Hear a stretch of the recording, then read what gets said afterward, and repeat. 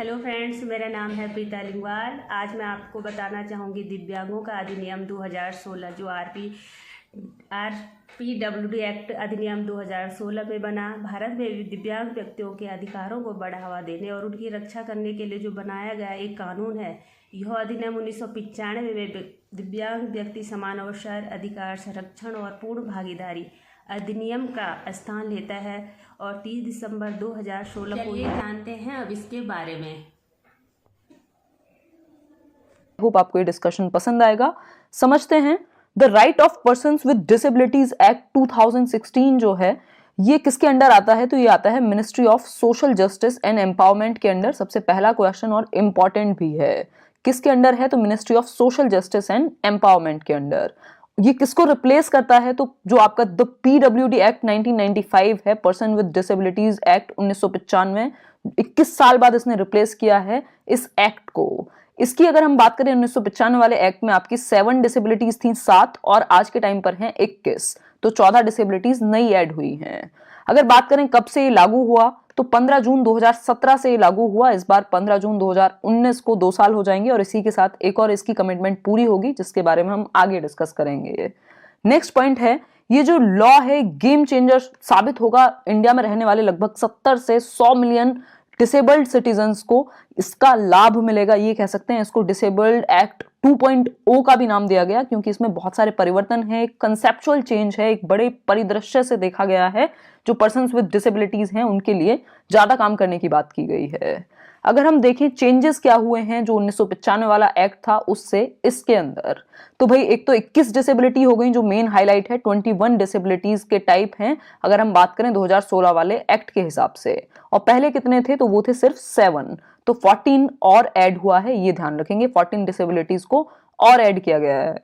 अगर हम बात करें तो इसको क्यों लागू किया गया या एम्फेसिस किस बात पर है, तो हम चाहते हैं या हमारी गवर्नमेंट चाहती है या यूएन चाहता है अगर कहें तो, कि जो पर्सन्स विद डिसेबिलिटीज हैं उनको इक्वल अपॉर्चुनिटी मिले, जितनी भी उनकी बाकी के राइट्स हैं वो सारे उनको मिलें और वो सुकून से रह पाएं सभी लोगों की तरह, और उनको इंक्लूड किया जाए, इंक्लूजन का मौका मिले, उनका जो बेसिकली उनके टैलेंट है या उनका जो एक तरीका है उसको हम समझ पाए। नेक्स्ट एक चीज है, every child with disability between the age group of 6 and 18 years, 6 से 18 वर्ष का कोई भी बच्चा जो इन डिसेबिलिटीज के अंडर आता है 21, उसको फ्री एजुकेशन मिलेगी 6 से 18 वर्ष में। नेक्स्ट है आपका जो ये नया एक्ट है, ये हमारे लॉ को इनलाइन कर देगा, कहें जो यूएन की एक कन्वेंशन हुई 2007 के अंदर, उसमें ये बात की गई कि इस तरह के प्रावधान होने चाहिए जो इंक्लूजन के लिए जो पर्सन्स विद डिसेबिलिटीज हैं उनके, तो इसको हमने माना और कहें तो अपने जो यहाँ पर अपना एक लॉ बनाया 2016 का, तो ये एक बात हुई। नेक्स्ट है कुछ मेन जो हाइलाइट्स हैं उसकी, इनको समझेंगे। अगर हम बात करें जो 1995 का एक्ट था उसकी तरह या उससे हटकर कहेंगे, तो 1995 के एक्ट से हटकर ये जो एक्ट है ये ज्यादा एक्सेसिबिलिटी प्रदान करता है, ज्यादा एक्सेसिबल बनाता है, ज्यादा बेहतर कॉन्सेप्ट्स को ध्यान में रखता है, एक ब्रॉड माइंड से देखता है 2016 वाला जो आपका लॉ है या एक्ट है।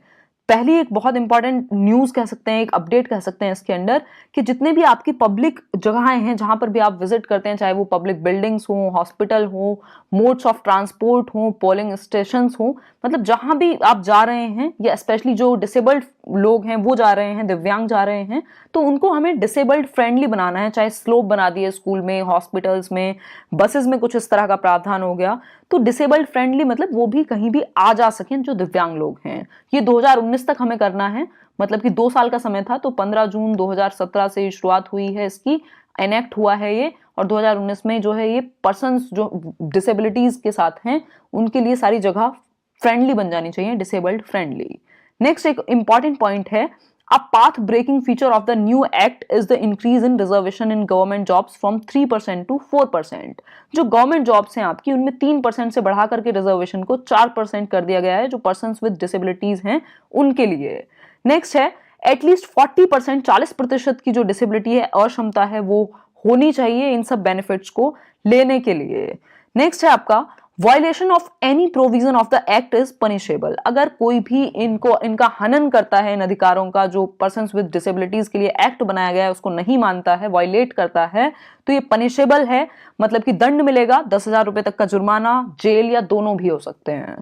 नेक्स्ट एक चीज है new disabilities can be added by notification. भाई गवर्नमेंट कहती है, सेंट्रल गवर्नमेंट को आप नोटिफाई करें। हर 5 साल में इस तरह का प्रावधान भी किया गया है कि जो भी अक्षमताएं हैं नई नई, उनको पहचाना जाए उन बच्चों को और उनके बारे में जाना जाए। अगर कुछ नई डिसेबिलिटी निकल करके आती है तो उसको नोटिफाई करके हम ऐड कर पाएंगे इन 21 के साथ।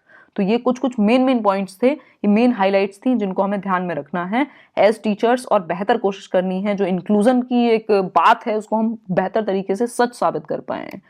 नेक्स्ट है आपका जो पीडब्ल्यूडी एक्ट था आपका 1995 वाला, उसमें 7 डिसेबिलिटी थी। कौन सी ये आप देख सकते हैं, blindness, low vision, leprosy, hearing impairment, locomotor disability, mental retardation और मेंटल इलनेस।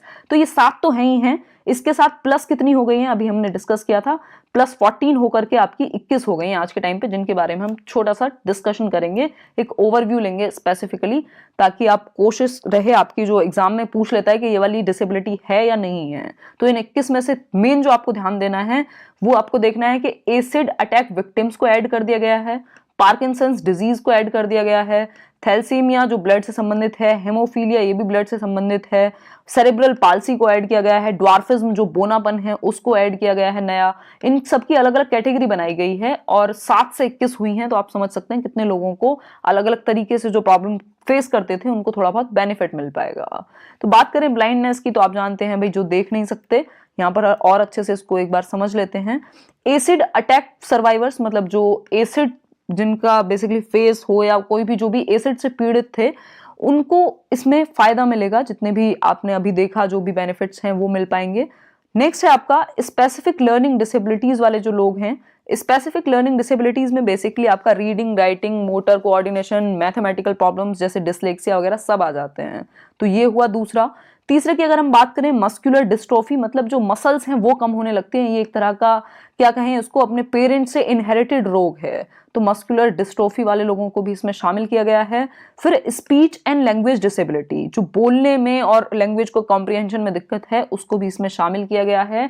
पार्किंसंस डिजीज को भी इसमें शामिल किया गया है। पार्किंसंस डिजीज में बेसिकली क्या है, आपका जो मोटर कोऑर्डिनेशन है वो कम होने लगता है, चलने में फिरने में दिक्कत होगी, और ये क्योरेबल नहीं है, इसको आप ठीक नहीं कर सकते दवाई दे करके। नेक्स्ट है multiple disabilities including deaf blindness. बहुत सारी जो है डिसेबिलिटीज का एक अम्ब्रेला टर्म बना करके उसको भी इंक्लूड किया गया, जैसे फाइन मोटर स्किल्स से संबंधित एक डिसेबिलिटी हो सकती है, डेफ ब्लाइंडनेस को भी इसमें इंक्लूड किया गया है जो सुन और देख नहीं सकते। तो ये इस तरह की मल्टीपल डिसेबिलिटीज का भी एक कॉलम या सेक्शन बनाया गया है।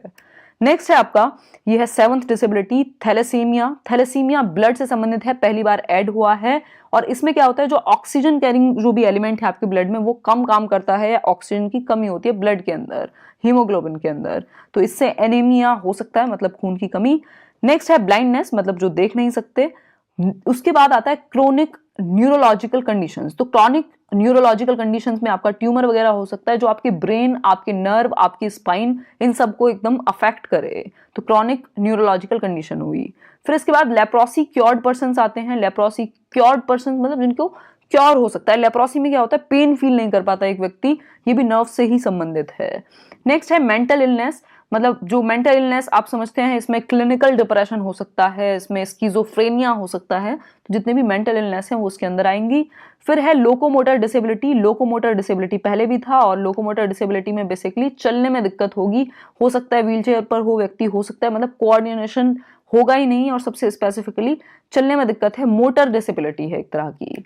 नेक्स्ट है आपका मल्टीपल स्लेरोसिस। अब मल्टीपल स्लेरोसिस में क्या है, बेसिकली जो आपका इम्यून सिस्टम है वो अफेक्ट होने लगता है, जो आपका इम्यून सिस्टम और आपके ब्रेन तक जो जाने का बेसिकली एक क्या कहें कम्युनिकेशन है उसको अफेक्ट कर दिया जाता है, एक इस तरह की नर्व अफेक्ट हो जाती है आपकी इम्यून सिस्टम के द्वारा। नेक्स्ट है आपका सिकल सेल डिजीज। अब सिकल सेल डिजीज में क्या है, जो रेड ब्लड सेल्स हैं आपकी वो कमजोर होने लगती हैं या हाफ में शो होने लगती हैं। आप देख सकते हैं ये एक नॉर्मल रेड ब्लड सेल है, और ये जो हाफ दिख रही है ये आपकी सिकल सेल वाले व्यक्ति की है। नेक्स्ट है आपका हेमोफीलिया। अब हेमोफीलिया में क्या है, बेसिकली ये भी आपका ब्लड